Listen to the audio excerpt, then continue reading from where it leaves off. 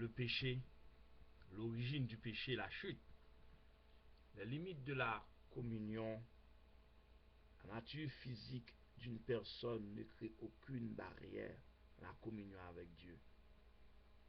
Ce n'était pas quelque chose comme dans la philosophie grecque à vaincre. Lorsque Dieu a fini son œuvre de création, il a pu déclarer que cela était très bon. Genèse 1er, 31. Toutefois, cela ne signifiait pas que, du point de vue humain, il n'y avait aucune limite à la vie. Les restrictions n'étaient pas incompatibles avec la perfection de l'homme et de la femme.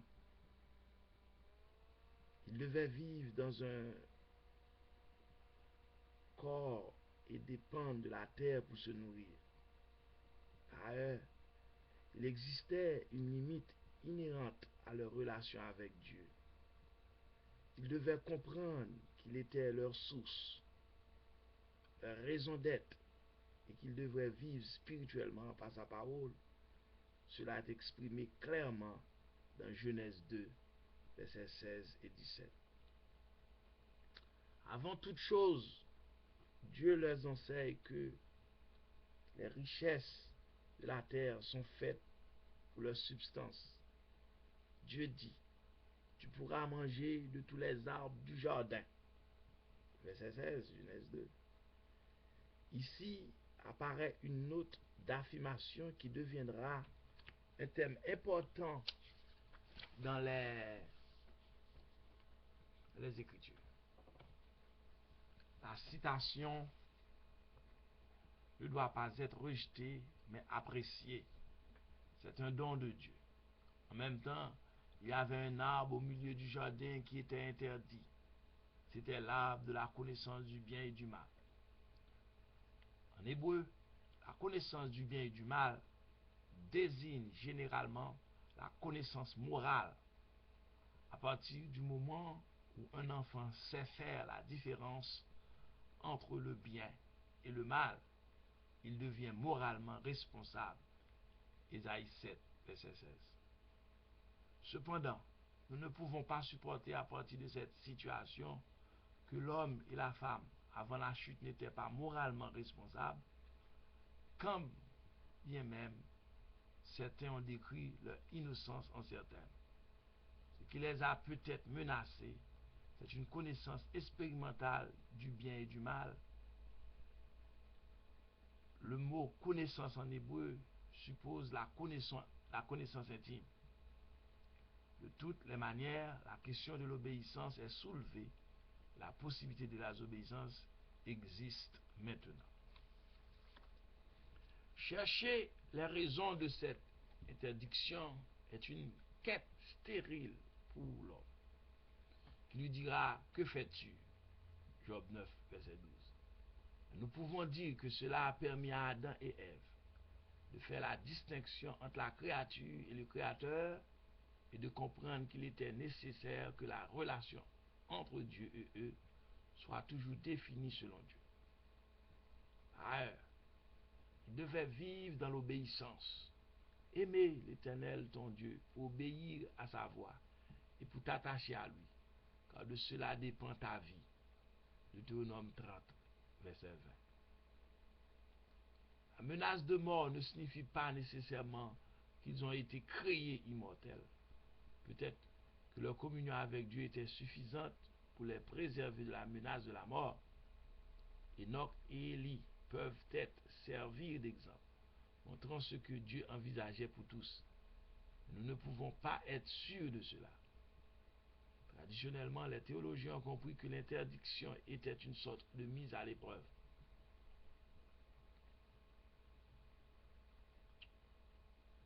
En d'autres termes, c'était un test pour le premier couple qui les aurait élevés à un niveau supérieur de responsabilité morale s'il avait réussi.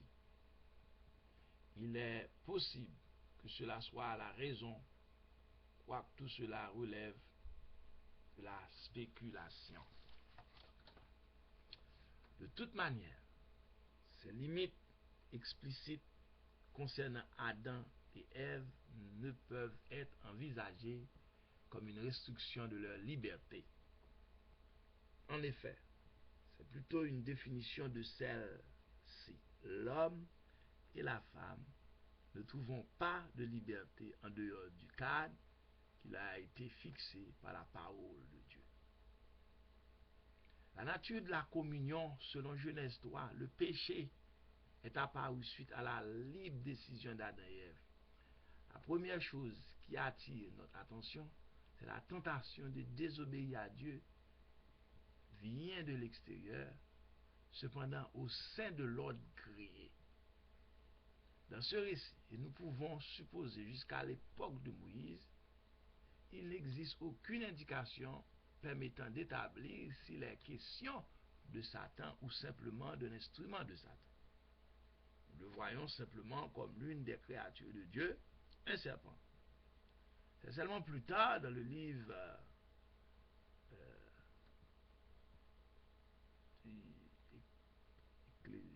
Ecclésiaste, livre de sagesse 2, 23, 24. Bon, il y a des livres apocryphes aussi, tout ça, que l'attention est attachée à Satan. Cependant, dans tout l'Ancien Testament, il n'existe aucune spéculation sur l'origine de la tentation. Isaïe 14, versets 12 à 16 et Somme 82, 6 et 7 sont les seuls passages qui peuvent faire allusion à la chute de Satan. Et il est difficile d'être dogmatique en la matière. Et Ézéchiel 28 aussi. Il est seulement clair que le mal ne provient pas de Dieu, mais plutôt d'une force mauvaise présente au sein de la création. Nous avons cependant, notamment grâce au Nouveau Testament, que Satan contrôle et dirige ses forces. Et Apocalypse 12 nous le dit aussi, le verset 4e, un tiers des anges, un tiers des étoiles sont tombés avec Satan, et il lui guette dans le ciel ce qui est arrivé avant la création même. Le verset 7, Archange Michel et Archange Satan et ses anges combattirent. En premier lieu, il y a une question, puis une demande reconventionnelle, Genèse 3, verset 1 et 4. Cela veut dire que la graine du doute à propos de la bonté de Dieu a été semée, puis une autre affirmation a été faite. La réponse d'Ève, Genèse 3, verset 3, démontre qu'elle émet des réserves relatives aux instructions de Dieu, quand elle ajoute à l'ordre qui leur a été adressé la phrase « vous n'y toucherez point », aggravant l'improbabilité concevable des paroles de Dieu. Vos yeux s'ouvriront, apporte des éclaircissements supplémentaires sur le sens probable de connaissance du bien et du mal. C'est-à-dire que la vie sera perçue dans des termes qui vont au-delà des limites que Dieu a fixées pour eux. Voici la racine de tous les péchés, la recherche de soi, où l'orgueil apparaît.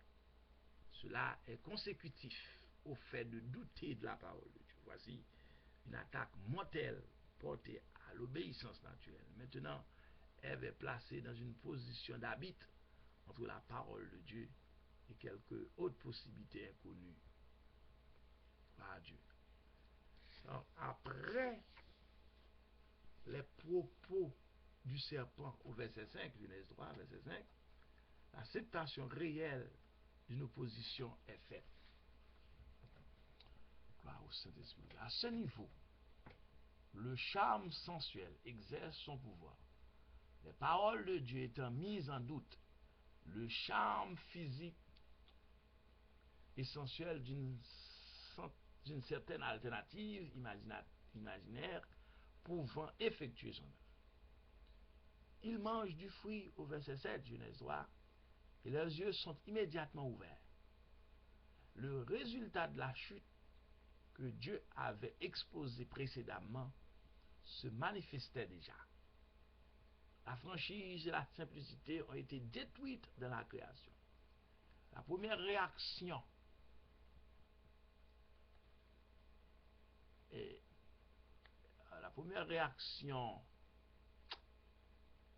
fut la honte. Cela veut dire qu'ils ils ont compris que leur culpabilité a ébranlé le niveau le plus élémentaire de leur relation et ils ont tenté de manière pathétique de se couvrir. En lisant le récit de la chute, Genèse 3, avec toute cette terrible implication, rien d'inévitable n'apparaît dans l'événement. La conséquence naturelle de la liberté est de rendre possible le doute, la désobéissance à la parole de Dieu. L'homme peut passer la condition d'innocence à une moralité libre uniquement à travers une décision personnelle. C'est un choix qui nous concerne tous et que nous répétons chacun à tour de rôle. Alléluia, gloire à Dieu. La protection de la communion. Ici commence le grand thème du jugement rédempteur de Dieu. Le péché doit être jugé, mais le jugement est toujours accompagné de miséricorde. La question initiale demande l'initiative de Dieu. Où êtes-vous? Qui vous a dit que vous étiez nus? Qu'avez-vous fait? Évidemment, Dieu n'avait pas besoin d'informations. Cela se reproduira plus tard lorsqu'il interrogea Caïn au sujet d'Abel, alors qu'il n'avait pas besoin de savoir. Genèse 4, verset 9 à 12. Il cherche à se susciter la repentance qui rendra la restauration possible. Et Adam a répondu en révélant à la fois la cause immédiate, la femme, et ultime, le serpent, sans impliquer, juste comme Caïn l'a fait. Tout de suite, nous voyons le penchant que le péché a introduit dans le comportement humain. La conséquence normale, c'est que le péché engendre des péchés. Lorsque nous mesurons toutes les implications des interconnexions dans les actes humains, les actes des parents et des enfants, tout ça, nous comprenons pourquoi le premier péché ne peut demeurer un phénomène isolé. Dieu doit donc juger le serpent, l'homme et la femme. Premièrement, dans le cadre du serpent, l'inimitié entre lui et la femme implique une réconciliation correspondante entre Dieu et la postérité de la femme. L'humanité et les forces du mal ne feront jamais la paix. L'homme et la femme seront continuellement exposés aux attaques. Aucune action humaine ne pourra vaincre cette opposition. Il n'y aura aucun héroïsme, mais il y aura une blessure fatale infligée au serpent à laquelle il est seulement fait allusion. Dans le Nouveau Testament, nous savons que cela est un haut évangile ou une première lueur de l'évangile. C'est le Christ qui détruira les œuvres du diable. Matthieu 1er, verset 23, Colossiens 2, verset 15, Timothée 2, verset 15, Galates 4, 4. Dieu promet des souffrances à Ève et notamment beaucoup de souffrances au cours de la grossesse. Le sujet de sa joie et sa couronne devient aussi sa douleur. De même, dans sa relation avec son mari, il y aura de la douleur. L'affection et l'intimité font place à l'instinct. Quoiqu'elle ressentira ce profond désir et cherchera toujours un épanouissement personnel, Ruth 1er, verset 9, elle connaîtra la plupart du temps une domination humiliante. À partir de cette situation, il est clair que la domination et l'assujettissement ne font pas partie de cet ordre, mais ont plutôt été introduits au moment de la chute. Le mot aide, Genèse 2, verset 18, signifie quelqu'un qui est là pour assister, quelqu'un qui répond parfaitement aux besoins de communion de l'homme. Quoique Dieu ait prévu un certain ordre économique ou de travail, c'était clairement dans le contexte d'une égalité parfaite devant Dieu, dans un respect mutuel. La chute a changé tout cela et nous luttons toujours contre ses effets. Dans le cadre d'Adam, la malédiction s'applique à son royaume plutôt qu'à sa personne. Il travaillera dans la douleur et dans la sueur. Quel triste résultat par rapport aux promesses du serpent qui leur avait fait croire qu'ils seraient comme des dieux. La terre sera maudite à cause d'Adam. Genèse 3, verset 17. Sa relation fondamentale avec la terre, qui avait existé depuis la création, connaît maintenant un nouvel élément. La frustration et la compétition. Supériorité sur la création est défiée maintenant à chaque instant. Pour sa vie, il doit travailler dur et longtemps. Il est étrange, comme l'exprimait un commentateur, que la malédiction elle-même ait été dirigée contre la vie. À son travail qui, au départ, était peut-être un sujet de satisfaction, s'attache à la frustration et l'échec, la nature négative des effets du péché peut être perçue à travers ces diverses malédictions. Concernant l'ordre de la création, rien d'essentiel n'est ajouté, l'harmonie est perdue. L'écologie de la création est bouleversée. Maintenant, la futilité et le désespoir sont devenus une part incontournable de l'ordre des choses. Ecclésiaste 1er, verset 8. À chaque instant, l'homme doit lutter pour l'ordre et la beauté qui appartenaient au droit de naissance de la création. Maintenant, tout gémit, attendant la délivrance que les Écritures ont en tout temps annoncé. Isaïe 11, 1 à 9, Romains 8, 18 à 21. Il convient de dire un mot sur l'historicité des premiers chapitres de Genèse, d'autant plus que la question est théologiquement importante.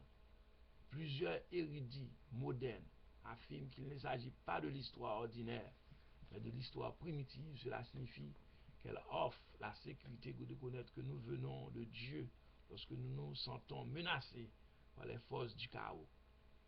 Et elle ne nous dit rien au sujet de ce qui se passe réellement.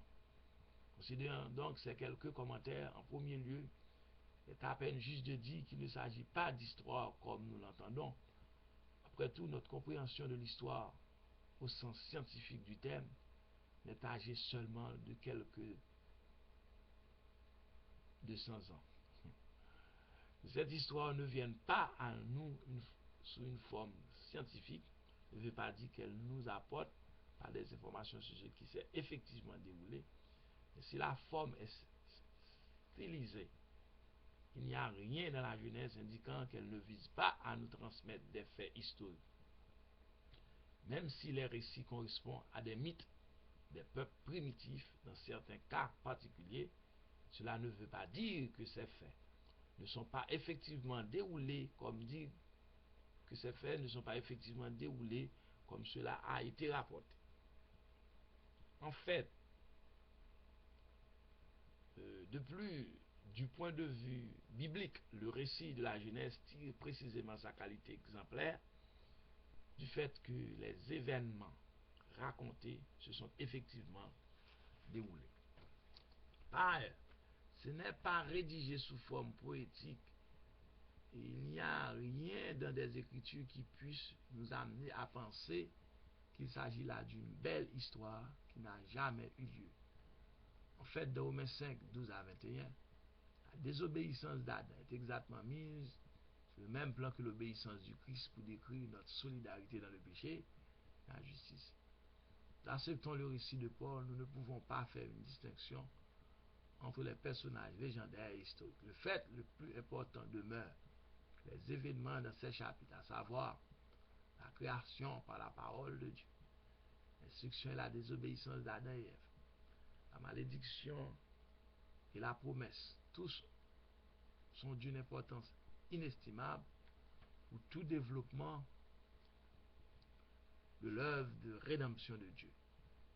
Il est essentiel à la vision biblique de la rédemption que les faits historiques soient l'attirail de la révélation, les moyens pour le développement de la relation avec Dieu. Il semble gratuit d'affirmer cela en ce qui concerne les Écritures dans leurs ensembles et de le rejeter lorsqu'il est question des premiers chapitres de la Genèse, comme beaucoup le font, les récits des événements des temps passés. La vérité religieuse ne peut reposer sur des légendes dans les Écritures. En résumé, il n'existe pas d'obstacle insurmontable empêchant de considérer ces faits comme présentant un récit en grande partie historique. Il semblerait que personne neutre soit tenté de les rejeter, excepté certaines présuppositions philosophiques. Le vocabulaire et la définition du péché. L'Ancien Testament a plusieurs groupes de mots pour désigner le péché ou la transgression. Ils peuvent être classés en trois grandes catégories. La déviation. La première catégorie, les trois, donc on va l'Ancien Testament groupe des mots pour désigner le péché ou la transgression. Ils peuvent être classés en trois grandes catégories. La déviation, la culpabilité, la rébellion, qu'on verra très bientôt. Donc le message d'aujourd'hui, bien aimé, était pur et simplement l'origine du péché, la chute, les limites de la communion, la rupture de la communion, donc avec Dieu, de Adam et Ève, et avec Dieu, la protection de la communion. Et très bientôt, nous verrons trois grandes catégories dans l'Ancien Testament pour désigner le péché. Donc, on verra ensuite la déviation, la culpabilité et la rébellion, tout ça qui selon les traces de l'Ancien Testament. Donc aujourd'hui, le passage central était Genèse 3. Que Dieu vous bénisse. Le salaire du péché est la mort, mais le don gratuit c'est la vie en Jésus-Christ. Quand quelqu'un accepte Jésus-Christ comme le sauveur personnel de Corinthiens 5, il est devenu une nouvelle créature. Étant une nouvelle créature, acte 2, verset 42, il doit persévérer dans l'enseignement des apôtres. Et Éphésiens 2, 20, et cet enseignement est basé, nous sommes fondés sur le fondement des apôtres et des prophètes, Jésus-Christ étant la pierre angulaire. À 4.12, il n'y a de salut en aucun autre nom, en Jésus-Christ seul. Si votre péché est rouge comme le cramoisi, Isaïe 1er, verset 18, Jésus-Christ peut le rendre plus blanc que la neige. Il est le souverain sacrificateur par excellence et pour toujours, selon Hébreux 4.14. Que Dieu vous bénisse. Pasteur Gary Volsi, Montréal, Canada, 438 792 46 18 pour me rejoindre par téléphone et gary.volsi@yahoo.com par email.